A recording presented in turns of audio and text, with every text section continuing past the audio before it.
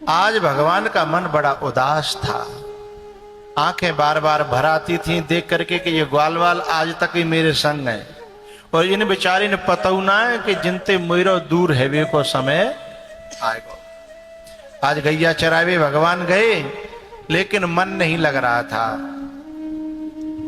भगवान जो एक कदम के पेड़ के नीचे लेट गए, एक शेख सखा आए के बोलो लाला चल खेलेंगे।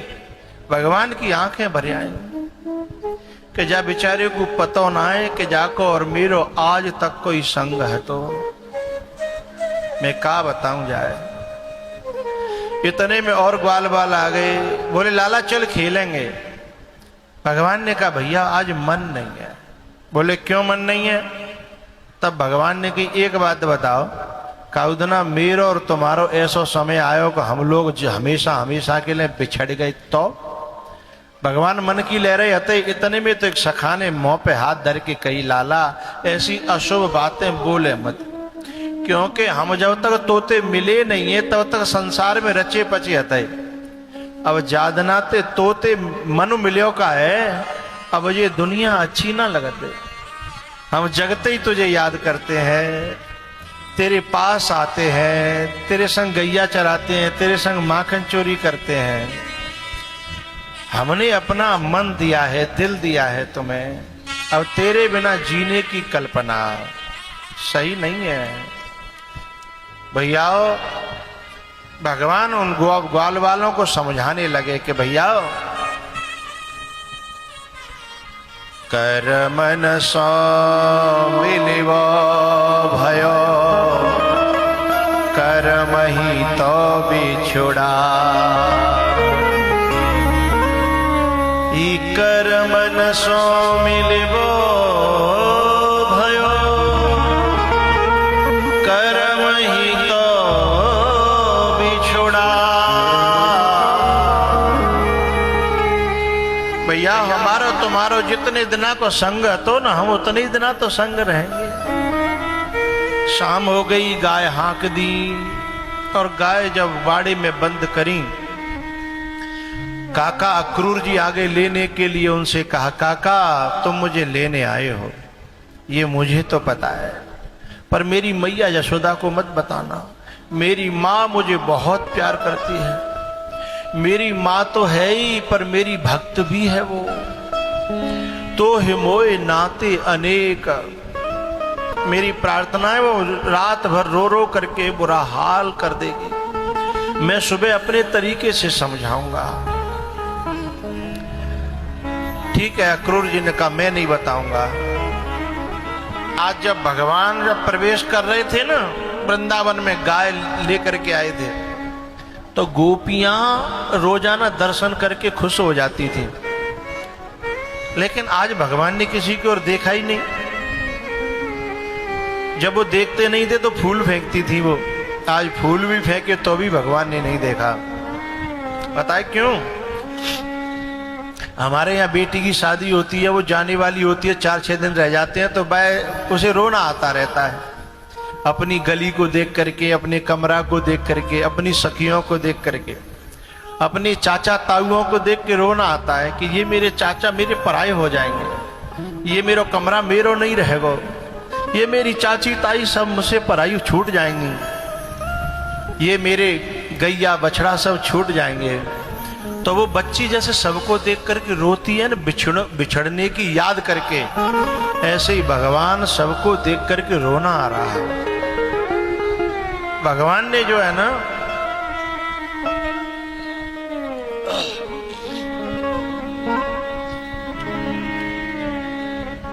अपने कमरे में जाकर के, रात हो गई और विचार कर रहे थे कैसे मैया को समझाएंगे, कैसे नंद बाबा को समझाएंगे। जब मैया को और नंद बाबा को समझाएंगे तो वो मेरा क्या हाल करेंगे, क्या होगा, ये सोच ही रहे थे। इतनी देर में बात जाने कहां से फूट गई, और बात जब फूटी ना कि लाला जावे बारो है, लाला लेवे के लिए आए अक्रूर जी। आधी रात पे गोपियां आ गई, सब रोने लगी कि लाला जाएगा, ये कैसे तय कर लिया। ये कैसे तय कर लिया लाला ने हमसे पूछे बिना? अरे हम पे कोई गलती भैया का? पता है ग्वालवाल अंदर गए लाला मनावे के लिए। इधर गोपियां रो रही हैं, उधर यशोदा की रात में नींद खुल गई उनके रोने को सुन करके। और यशोदा जब दरवाजे पे आई, कह रही बाबरियो काहे क्यों रो रही हो, मेरे दरवाजे पर क्या बात है? तब गोपियों ने रो करके कहा, अरे भोरी बाबरी यशोदा तो पता ही ना। बोले कहा कि श्याम सकारे जाएंगे ये नैन मरेंगे रो। हमने जा लालाते मन नहीं लगाया हो तो ठीक हो। हमने जाते थोड़ी दूरी बनाए के राखी होती तो ठीक है, क्योंकि हमें ऐसा नहीं पता हो कि जो हमें बीच मझधार में छोड़ के चले जाए वो। कि श्याम सकारे जाएंगे इन्हें न मरेंगे रो। हे विधना ऐसो कीजियो जासो भोर न हो। यदि विधाता ने हमारो कल के दिन वियोग लिखो हो तो वह कल ये कबू आवे नहीं। हम तो पूरी जिंदगी अंधकार में काट देंगी, पर हमारा लाला हमें छोड़ के नहीं जाए। हे विधाता, हम तो ते प्रार्थना कर रही हैं। ये बात जब जसोदा ने सुनी, जसोदा रोती भई सीधे लाला के कमरे में। और लाला ने मैया के पावन में माथा टेक के आंसुओं से चरण धो डाले। तो मैया ने जब ऊपर उठा करके देखा, आंखों में लाला के आंसू। मैया ने की बेटा मैं क्या सुन रही हूं, तू मुझे छोड़ के जा रहा है? ये मैं सुन क्या रही हूं? तब भगवान कहते हैं, मां करम न सो मिलिबो भयो कर्म ही तो बिछुड़ा। अरे मैया, एक दिन सबको बिछुड़ना पड़ता है। मेरे कर्तव्य के मार्ग पर जावे को समय आएगा। अब लीला के दिन पूरे है गए। मैया एक न एक दिन माँ बेटा को बिछड़ना ही पड़ता है, सबको बिछड़ना पड़ता है। भैया भैया बिछड़ जाते हैं, बहन भैया बिछड़ जाते हैं, माँ बेटी बिछड़ जाते हैं। एक दिन सबको बिछड़ना पड़ता है। माँ मैया मुझे ऐसा आशीर्वाद दे कि मैं कर्तव्य के मार्ग पे चल करके और अपने कर्तव्य को पूरा करूं और मैं अपने कर्तव्य में पास हो जाऊं। तेरी याद ना आवे मोए, नहीं तो मेरा चित्त यहीं रखा रहेगा तो मैं कैसे कर्तव्य का पालन करूंगा। भैया यशोदा मैया ने कहा, लाला आज तू ऐसी ज्ञानी की सी बात कर रहा है ना, मुझे एक बात याद आ गई। पंडित जी ने तेरी कुंडली बनाई थी, तब कहा था कि यशोदा तेरो लाला राजा बनेगा। मैं बड़ी खुश भई, पर पंडित जी ने कहा था कि जब तेरो लाला राजा बनेगो ना, तब तोते हमेशा हमेशा के लिए दूर चले जागो, तू खोए बैठेगी जा लाला है। इसलिए आज मुझे लग रही है वो दूर हैवे को समय आएगा। इसलिए मैं तो रोकूंगी तो नहीं कि मेरा लाला राजा बनेगा, पर मेरी एक प्रार्थना है बेटा, जब तू राजा बनेगा ना तो तेरे नौकर चाकर होंगे, दास और दासी होंगे, तो अपने महलन में तू मुझे नौकरी पर आके लियो। मैं तेरी चाकरी करती रहूंगी, नौकरी करती रहूं, काउते नहीं कहूंगी कि मैं तेरी माँ हूं। और तू जो है तेरे दर्शन कर लो करूंगी सवेरे सवेरे, तेरा गोबर पानी करती रहूंगी गौशाला को। जब तेरा गोबर पानी करूंगी, तेरी चाकरी करूंगी, तो मुझे दर्शन है जाओ करेंगे, मेरा बुढ़ापो कट जागो। अन्यथा मेरो जीवन बड़ो मुश्किल है जागो। अब तेरे बिना जीवन की कल्पना नहीं हो सकती। भगवान ने कहा मैया, अरे माँ तू नौकर की बात कर रही है, पंखा कम करो जाओ। सही अब सही है, कम है वो। अरे माँ ऐसी बात क्यों कर रही है? मैं तेरो बेटा हूं और तेरो ही बेटा रहूंगा। चाहे मैं राजा बन जाऊं चाहे महाराजा बन जाऊं, कितनों बड़ो, पर मैं तेरो ही बेटा हूं और तेरो ही बेटा रहूंगा। इस प्रकार से पूरी रात हो गई।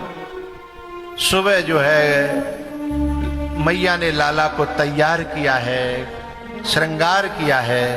और दिना तो खुश होकर के श्रृंगार करती थी, पर आज रो रो करके श्रृंगार कर रही है। मोर मुकुट पहनाया, टीका लगाया, रो करके माथा बार बार चूम लेती है। भैया भगवान मैया से लिपट करके मिले, ग्वाल वालों से मिले। वो जो सखा था ना गरीब, जो इन्हीं के में से खा लेता था, जब बातें लिपट के भगवान रोए तो वो बोलो, लाला तेरे बल पे हम कऊ गरम घुस जाते अब तक तो, पर अब तू नहीं रहेगा तो हम कहाँ जाएंगे। जब और तेरे सखाओं पे तो कऊ पे खेत है, कऊ पे गैया है, कऊ पे व्यापार है। मैं तो तेरो बहुत गरीब हूं, मेरो गुजारो कैसे होगा? मैंने तो तेरे ही बल पे फेंट कसी हती, तू जीवे को सहारो मिल गो हतो। तब भगवान ने कहा, सखा मेरा सखा कभी भूखा नहीं मरता, चिंता न करना। सभी गोपियों से मिले। भगवान अक्रूर जी ने कहा कि देर हो रही है। बोले मुझे अभी एक से और मिलना है, जो मेरे बाबा है नंद, जिन्होंने मुझे उंगली पकड़ पकड़ करके चलना सिखाया। बाबा नंद अंगुरिया गहि नित चलनो मोय सिखावे। थक्यो जान मोय लेत गोद में, बार बार हृदय सो लगावे। ऐसो नंद बाबा से तो मैं मिल लूं। अच्छा माताएं तो रो लेती हैं, लेकिन पुरुष क्या है, रोना दिखाना नहीं चाहता। इसीलिए नंद बाबा अकेले कोने में जो है रो रहे थे। भगवान गए और बाबा से जाके लिपट गए। बाबा मुझे क्षमा करना, जब मैं तुम्हारी सेवा करने लायक बड़ो भयो तभी मैं आपसे दूर जा रहा हूं। ये मेरी कृतज्ञता है, मुझे क्षमा करना। बाबा नंद ने माथा चूम करके कहा, बेटा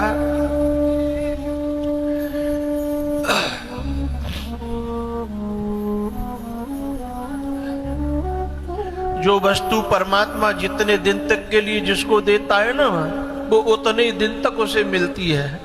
चाहे बेटा हो, चाहे बेटी हो, चाहे भैया हो, चाहे माँ हो, चाहे जो हो। तू हमें परमात्मा ने इतने दिना तक दयो जी बहुत है। हम पे तो कोई हद ही नहीं हो। बुढ़ापे में जितने दिना तक दयो। पर बेटा एक प्रार्थना है। हाँ बाबा, इतने दिना तक तू रहो, कबो हमने पीटियो होए, कबो मारियो होए, कबो कोई बाप के नाते ऐसी कुछ मैंने क्रियाएं की उन्हें दिल में मत रखना। भगवान रो पड़े, बाबा कैसी बात करते हो आप। तुम्हारे प्यार ने, तुम्हारे प्रेम में जो मुझे इस वृंदावन में मिला है ना, ये तो मुझे वैकुंठ में भी नहीं मिला। मैं इसको कैसे भूल पाऊंगा।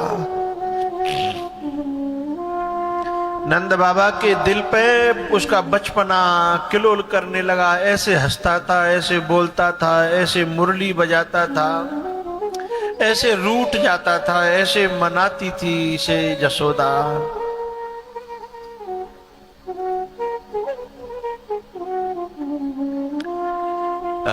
कान्हा कान्हा की वह प्रति ध्वनि प्रतिपल पड़े सुनाई।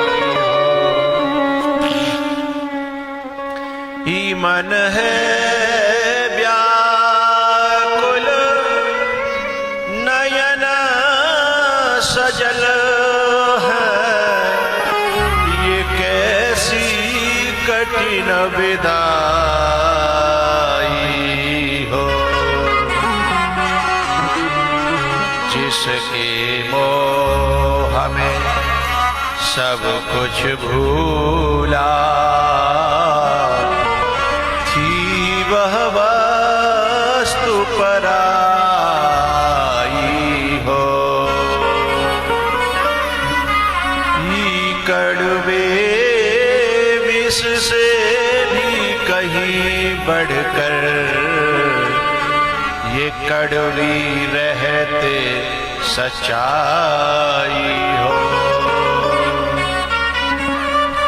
बाबा से मिलकर के भगवान रथ पर बैठे हैं और रथ पे बैठ करके थोड़ी दूर चल पाए थे।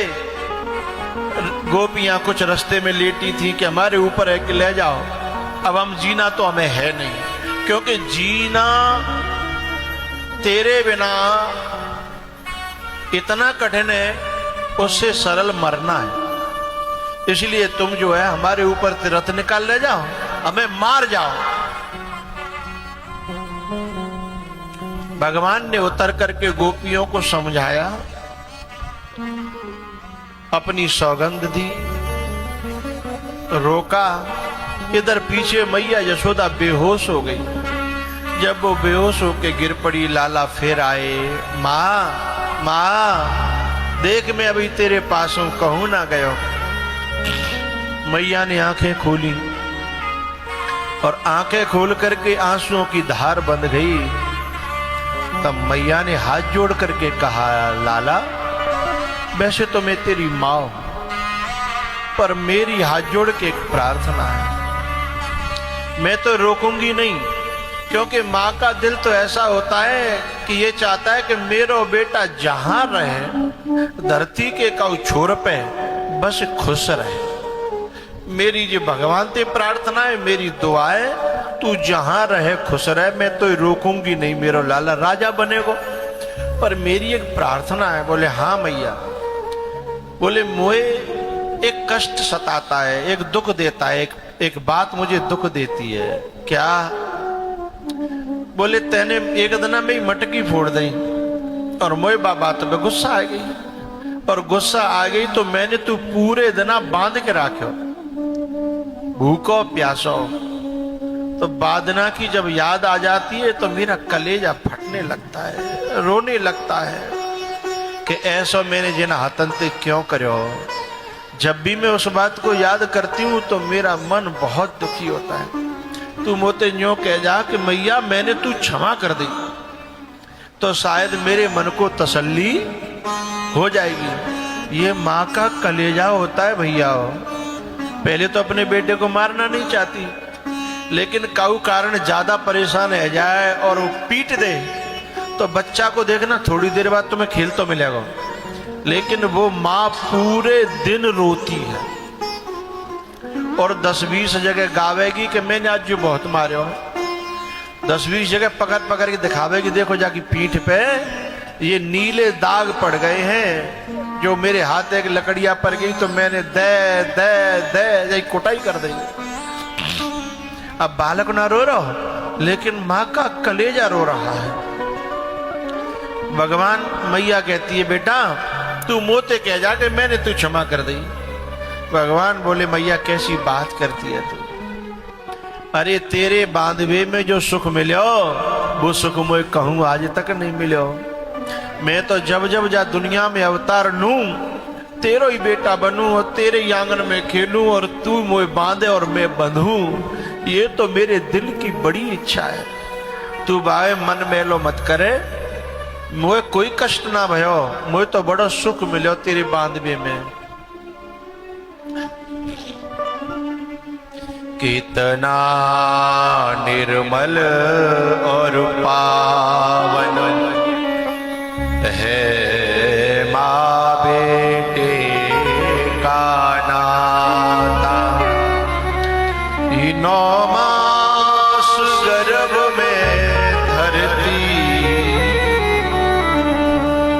माँ को शीश झुकाता। ई बेटा कोई माँ से रूठे, ई माँ 100 बार मनाए। यदि माँ बेटे से रूठे उसे कौन मनाए। यदि माँ बेटे से रूठे उसे कौन